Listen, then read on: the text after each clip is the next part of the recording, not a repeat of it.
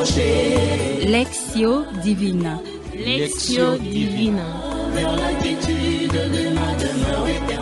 Lectio Divina, une émission pour méditer, prier et vivre la parole de Dieu au quotidien.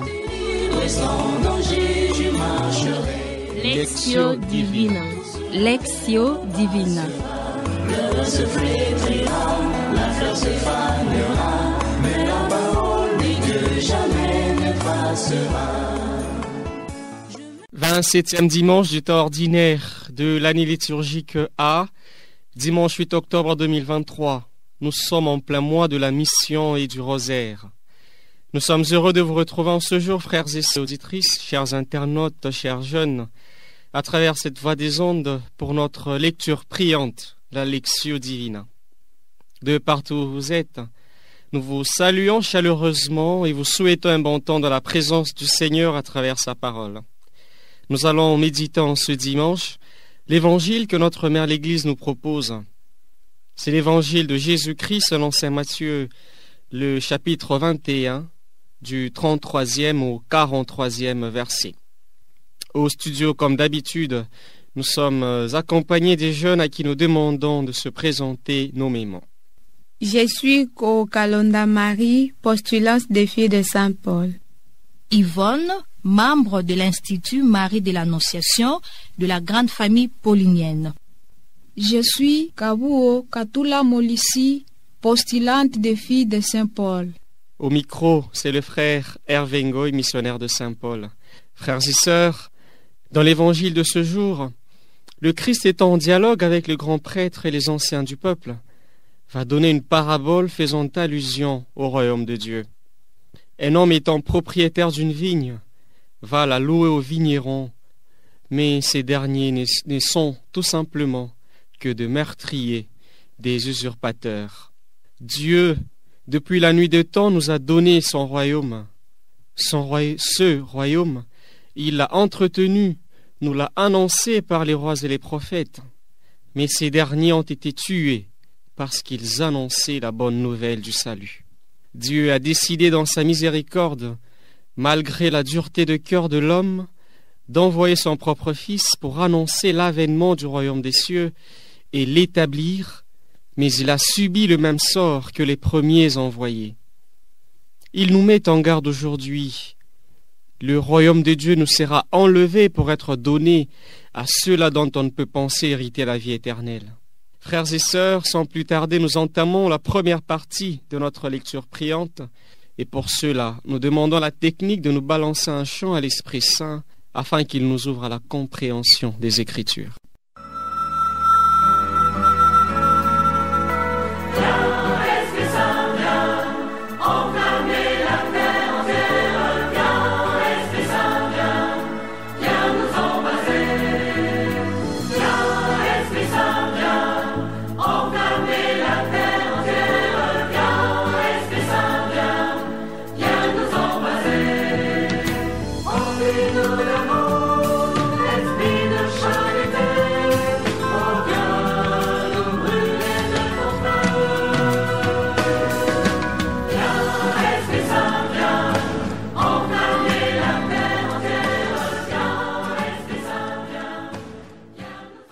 Évangile de Jésus-Christ selon saint Matthieu, chapitre 21, du 33e au 43e verset.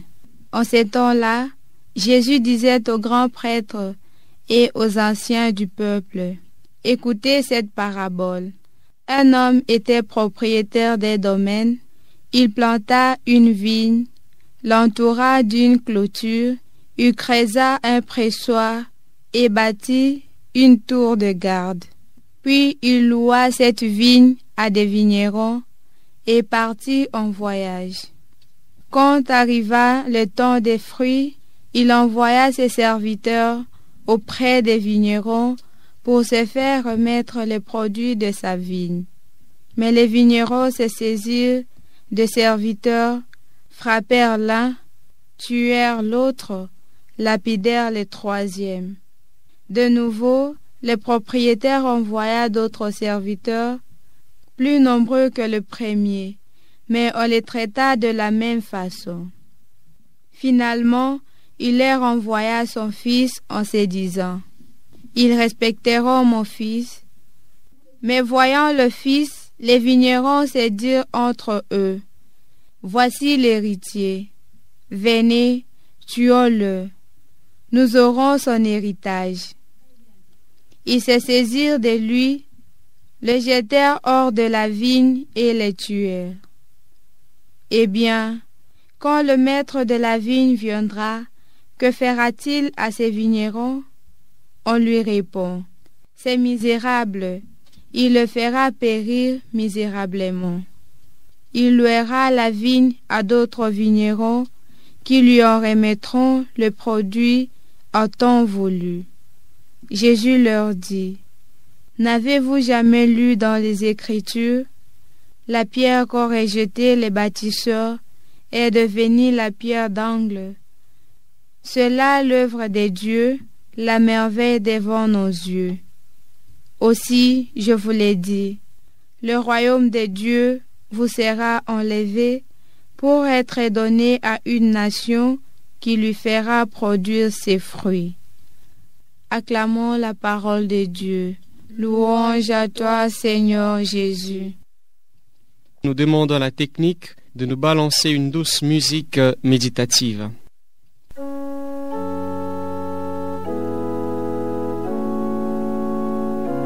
La vigne du Seigneur de l'univers, c'est la maison d'Israël.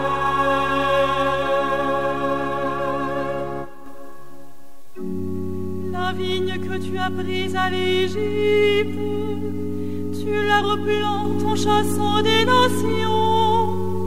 Elle étendait ses sarments jusqu'à la mer et ses rejets jusqu'au fleuve. Pourquoi tu perçais sa clôture? Tous les passants y grappillent en chemin. Le sanglier des forêts la ravage et les bêtes des champs la broutent. La vigne du Seigneur de l'univers, c'est la maison d'Israël. À présent, frères et sœurs, chers jeunes, nous demandons à chaque jeune ici présent de nous lire le verset qui l'a davantage touché dans la péricope de l'Évangile. La phrase qui m'a accompagné pendant ma méditation est « Le royaume de Dieu vous sera enlevé pour être donné à un peuple qui lui fera produire son fruit. » Je suis touchée par cette phrase. Puis il loua cette vigne à des vignerons et partit en voyage. La phrase qui a accompagné ma méditation est « Mais voyant le Fils, les vignerons se dirent entre eux, voici l'héritier, allons-y, tuons-le, nous aurons l'héritage. » Frères et sœurs, chers jeunes auditeurs et auditrices, nous entamons ici la deuxième partie de notre Lectio Divina qui est la méditation. À présent, suivons la méditation de tout un chacun. En écoutant cette parabole de Jésus, j'ai compris que le Seigneur veut simplement me dire de me détacher des choses mondaines, mais de viser le royaume des cieux en vivant ici sur terre. C'est par l'envie et la jalousie que ces vignerons tuent toute personne envoyée par les propriétaires du domaine. Et en continuant ma méditation, j'ai enfin compris que le Christ parle de lui-même. Dans l'Ancien comme dans le Nouveau Testament, Dieu a envoyé beaucoup de prophètes pour annoncer le règne de Dieu, mais le monde ne leur a pas cru. Il envoya Jean le Baptiste comme le précurseur de Jésus. Il a annoncé la venue du Messie, le baptême de la conversion. Il était un homme juste, toute sa vie ne faisait que la volonté de Dieu, et il était décapité par Hérode à cause de la vérité. Enfin, Dieu a envoyé son Fils unique Jésus au monde, mais le monde n'a pas cru en Jésus, qui était Dieu incarné dans la chair de la Vierge Marie. Ils l'ont tué, lui qui était le chemin, la vérité et la vie. On le cloua sur la croix à cause de moi pécheresse, pour m'obtenir le pardon et le salut de mon âme. Personnellement, je suis touchée par cette phrase en prenant ma façon de vivre l'évangile que Jésus nous a laissé comme vigne.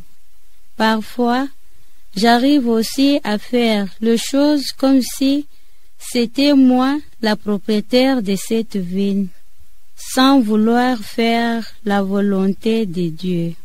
En vivant cette écriture sainte, le Seigneur me montre comment je peux m'abandonner dans ses mains, suivre sa parole et marcher ici sur terre à travers ces écritures saintes. Dans cette page de l'Évangile, Jésus présente cette parabole comme une vision qu'il a pour le peuple de Dieu. Et il me montre que Dieu est le propriétaire de ce monde. En méditant cet évangile, je me suis considérée comme locatrice. Dieu m'a confié le monde et il faut que cela rapporte du fruit. Dieu m'a confié des talents. Il a posé la pierre angulaire sur laquelle je dois m'appuyer. Et c'est à moi de construire un royaume qui soit vraiment dédié par mes actes, mes talents, l'amour envers les autres, comme l'affirme Saint Paul dans sa lettre aux Philippiens. Tout ce qui est noble, tout ce qui est juste et pur, tout ce qui est digne d'être aimé et honoré, tout ce qui s'appelle vertu et qui mérite des éloges, tout cela, prenez-les à votre compte. C'est-à-dire, quand le Seigneur me donne des talents, les grâces, je dois les utiliser pour sa plus grande gloire et pour l'humanité. Frères et sœurs, chers jeunes, chers internautes, nous passons à la troisième partie de notre Lectio Divina qui est l'oratio, c'est-à-dire la prière. Maintenant, frères et sœurs, unissons-nous à nos jeunes pour formuler ensemble avec eux notre prière après avoir médité la parole de Dieu. Dieu d'amour et Seigneur de tendresse, je te remercie pour cette parole méditée en ces jours. Aide-moi à mettre en pratique toutes mes résolutions prises de t'aimer et d'aimer mon prochain. En ce mois marial, que je puisse devenir comme ta mère, elle qui a cru à la parole de Dieu. Aide-moi à produire du beau fruit pour le monde. Amen. Seigneur Jésus, tu m'as laissé tes écritures saintes pour qu'ils me soient les guides de ma vie. Je demande une grâce particulière de m'aider dans ma vie pour que je puisse arriver à faire ta volonté selon tes écritures saintes. Amen. Seigneur Dieu, en ton Fils, tu me donnes le salut de mon âme malgré mes péchés. Tu me donnes toujours la grâce de vivre et de me convertir. Aide-moi de toujours viser le royaume des cieux et de me détacher des choses mondaines qui ne me conduisent qu'à la perdition et à la mort. Que je m'attache au Christ qui est le chemin qui me conduit vers le Père. Amen. Arrivé à la fin de cette lecture priante, nous rendons grâce à Dieu pour sa parole et sa présence parmi nous tout au long de cette Lectio Divina. Nous disons merci à vous, chers auditeurs et auditrices, fidèles amis de l'émission Lectio Divina. De partout vous avez été de nôtres pour méditer ensemble la péricope de l'Évangile que l'Église Notre Mère nous propose en ce dimanche. Nous avons médité l'évangile de Jésus-Christ selon saint Matthieu en son 21e chapitre, du 33e au 43e verset. Le royaume des cieux est à ceux qui ressemblent aux tout petits, car la vertu, disait Isaac Newton, et la religion du royaume des cieux est le trait principal de Dieu lui-même envers les hommes. Nous disons merci aux participants de la Lectio Divina de ces jours pour leur assiduité et participation remarquable. À tous, nous souhaitons des bons moments chez vous. N'oubliez pas de toucher à votre chapelet, surtout plus en ce mois du rosaire. Prions les uns pour les autres. Au revoir et à la prochaine.